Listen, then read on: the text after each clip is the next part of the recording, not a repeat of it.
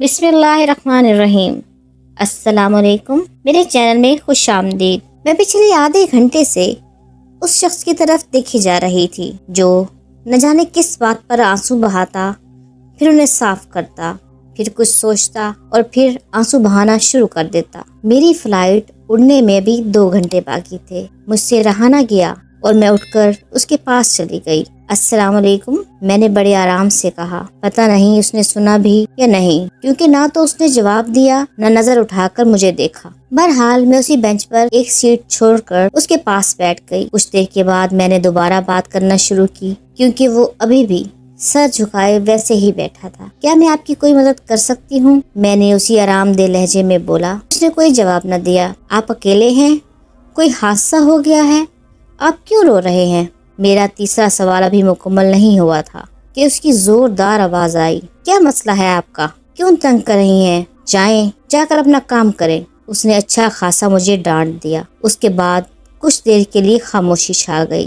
कुछ देर के बाद मैंने दोबारा हिम्मत इकट्ठी की और दोबारा गोया हुई।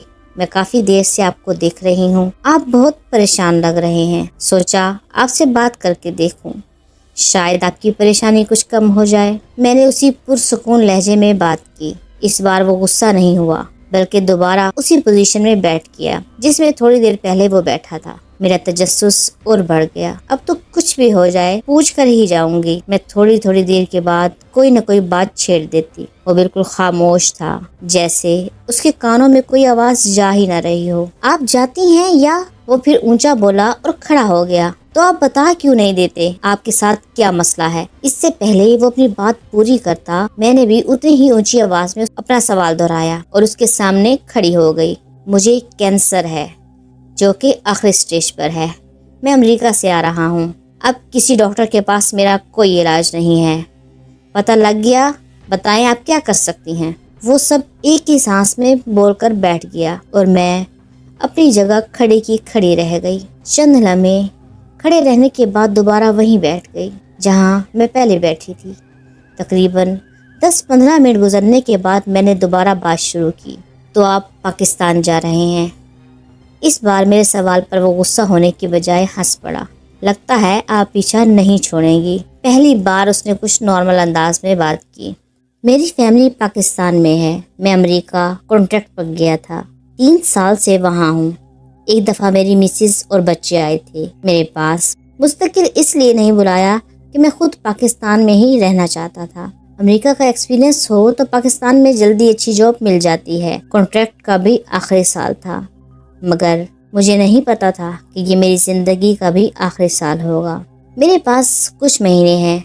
रिज़ाइन करके आ गया हूँ कि अब जो भी वक्त रह गया है वो अपने बीवी बच्चों के साथ गुजार लूँ। मेरे जाने के बाद कुछ यादें तो हों उनके पास। मेरी बेटी तो चंद माह की थी जब मैं यहाँ पर आया था। अब उसका ज़ब्त जवाब दे गया और इस बार वो बच्चों की तरह बिलक बिलक कर रो दिया। उसने सारा हाल सुना दिया, जैसे वो किसी के इंतज़ार में ही था जिससे वो अपना हाल दिल कह सके।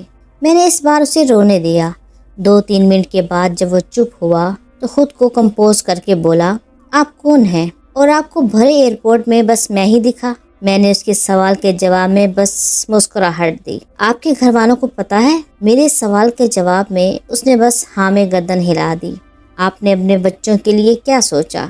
मेरे अगले सवाल पर उसने मुझे घूरा। ये शायद उसे समझ नहीं आई कि मैं क्या पूछना चाह रही हूँ। मेरा मतलब है कि अगर आपको कुछ हो जाए तो उन्हें कौन सपोर्ट करेगा? मैंने वजाहत की। उसकी मुझे टेंशन नहीं है। मेरे बहन भाई बहुत अच्छे हैं। कहते हैं अल्लाह तुम्हें ज़िंदगी दे, तुम्हें कुछ हुआ तो तुमसे ज़्यादा ख्याल रखेंगे, उसने फ़ख्र से बताया। और आप मान गए? मैंने पुरसुकून लहजे में कहा, मगर उसका सुकून जाता रहा। क्या मतलब है आपका? फॉर काइंड इन्फॉर्मेशन, मेरे बहन भाई बहुत अच्छे हैं और मुझसे और मेरे बच्चों से बहुत प्यार करते हैं। उसके लहजे से लग रहा था कि उसका बस नहीं चल रहा कि वो मेरा सर फाड़ दे। लें, ये अच्छी कही आपने। यानी मुझ जैसा गरीब बंदा अगर किसी की मदद की इस्तात नहीं रखता तो मतलब हम बुरे हैं। ये हमें अपने बहन भाइयों के बच्चों से प्यार नहीं। मेरी बात से उनके चेहरे पर उलझन की लकीरें नजर आई। क्या मतलब? वो झुंझलाया। बड़ी सीधी सी बात है। बहुत से लोग अच्छे होने के बावजूद کسی کی مدد نہیں کر سکتے کہ ان کے پاس وسائل نہیں ہوتے۔ چلیں آپ بتائیں کہ آپ کے بہن بھائیوں کے پاس اتنے پیسے ہیں کہ وہ جو لائف سٹائل اپنے بچوں کو دیں وہیں آپ کے بچوں کو دے سکیں، یا اپنے بچوں کے ساتھ آپ کے بچوں کو بھی ایک اچھے انگلش میڈیم اسکول میں پڑھا سکیں، ان کی بیوی مان جائیں گی؟ میری بات کرتے کرتے وہ دوبارہ سر جھکا کر بیٹھ گیا۔ آپ کو پتا ہے چند منٹ گزرنے کے بعد میں دوبارہ بولنے لگی۔ میرے کسی سوال کا اس نے کوئی جواب نہ دیا، بلکہ سر جھکائے بیٹھا رہا، یا شاید حساب لگا رہا تھا کہ اس کے بہن بھائی اس کے بچوں کا خرچ اٹھا سکتے ہیں کہ نہیں۔ میں نے دوبارہ سے بات شروع کی۔ آپ کو پتا ہے میں اکثر کسی ایکسیڈنٹ یا کسی وین الٹنے کی خبر جس میں لوگ اپنی جانوں سے چلے جاتے ہیں سن کر کیا سوچتی ہوں کہ یہ لوگ اپنی آخری سانسیں لیتے ہوئے کیا سوچتے ہوں گے۔ تو میرا دل اور دماغ دونوں یہی کہتے ہیں کہ یہ سوچتے ہوں گے کہ کاش انہیں پتا ہوتا کہ یہ ان کا آخری سفر ہے تو یہ گھر سے نکلنے سے پہلے کچھ ایسا کر کے آتے کہ ان کے گھر والوں کو کسی کے آگے ہاتھ نہ پھیلانا پڑتا، یا یہی سوچتے کہ کاش زندگی نے تھوڑی مہلت دی ہوتی کہ اپنے گھر والوں اپنے بیوی بچوں کے لیے کچھ کر سکتے۔ تو آپ کو تو یہ موقع مل رہا ہے تو آپ اس سے فائدہ اٹھانے کی بجائے انہیں دوسروں کا دروازہ دکھا کر جائیں گے کہ وہ ہر ضرورت کے لیے انتظار کریں کب وہ ان کی جھولی میں کچھ ڈال کر جائیں اور وہ اپنی ضرورت پوری کریں۔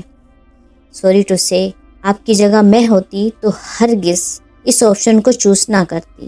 میں اپنی بات کہہ کر چپ ہو گئی۔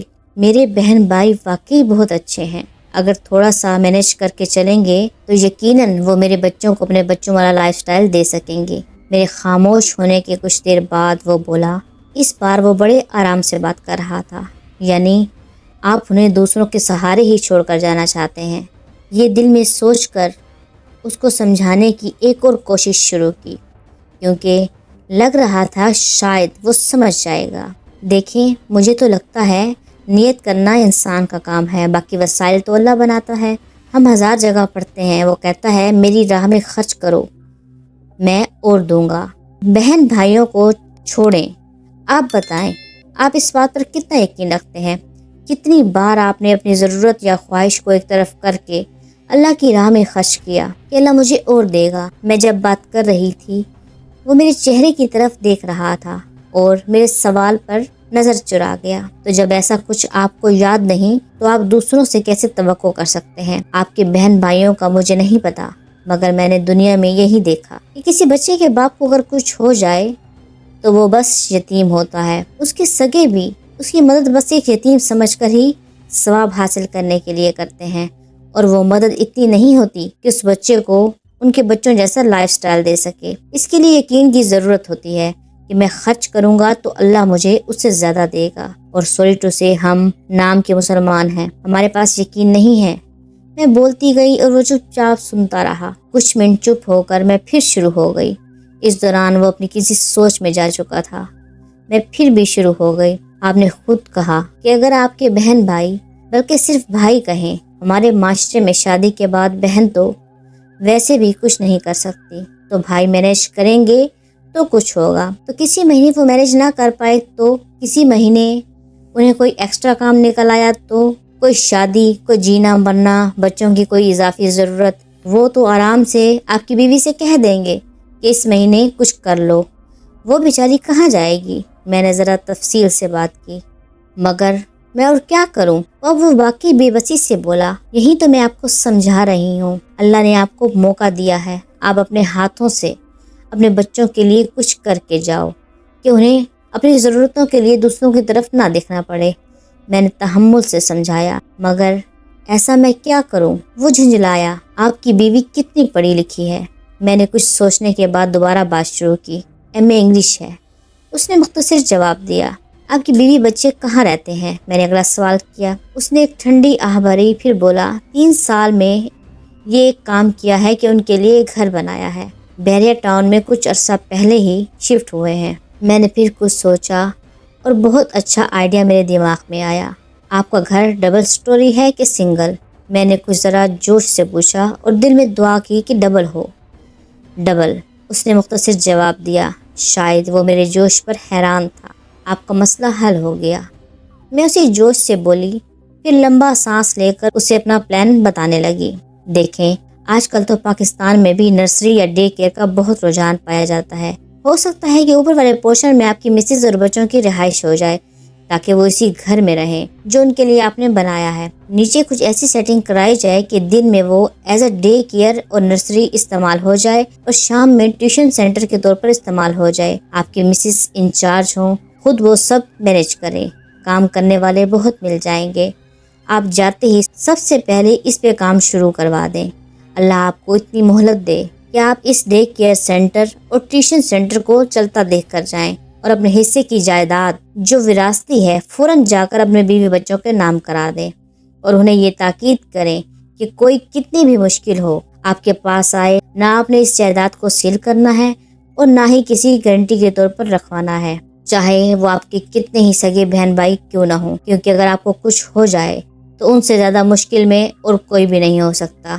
ایک لمحہ سانس لے کر میں پھر بولی، اللہ کرے آپ کی زندگی میں یہ سب مینج ہو جائے۔ میں یہ تو نہیں کہتی کہ آپ کی بیوی بچے بہت لگژری لائف گزاریں گے، لیکن انشاءاللہ عزت کی زندگی ضرور گزاریں گے۔ میں خاموش ہو گئی۔ کچھ دیر کے بعد وہ پھر بولا، میری بیوی پتہ نہیں یہ سب کر پائے گی کہ نہیں، وہ تو اپنے گھر میں سب سے چھوٹی تھی، یہاں بھی اسے میں نے بہت لاڈ سے رکھا، میں نے تو 7 سال میں خود اسے کبھی ڈانٹا بھی نہیں۔ وہ کچھ بے یقین انداز میں بولا، یہ ہمت آپ نے اسے دے کر جانی ہے کہ وہ کر سکتی ہے، اور ایک بات بتاؤں، عورت بیٹی بہن بیوی کے روپ میں کچھ نہیں کر سکتی، مگر وہ ماں بن کر اکیلے دنیا سے لڑ سکتی ہے۔ شاید ماں بنتے ہوئے اللہ عورت کو اتنی تکلیف سے اس لیے گزارتا ہے کہ وہ اتنی مضبوط ہو جاتی ہے کہ بڑی سے بڑی آزمائش میں اپنی اولاد کی حفاظت کر سکے، اور دوسرا اللہ ہمت سے بڑھ کر آزمائش نہیں دیتا، تو آپ کی بیوی پر جب آزمائش آئے تو وہ خود انہیں ہمت دے گا، لیکن آپ نے ہر پل انہیں یہی کہنا ہے کہ تم کر سکتی ہو۔ میری بات سن کر وہ کسی سوچ میں پڑ گیا۔ میں نے گھڑی دیکھی، وقت کیسے گزر گیا پتہ ہی نہ چلا۔ میری بورڈنگ شروع ہونے والی تھی۔ میں نے آخری بات شروع کی، دیکھیں میں اس بات سے 1% بھی انکار نہیں کرتی کہ اس کرسی پر بیٹھ کر باتیں کرنا بہت آسان ہے۔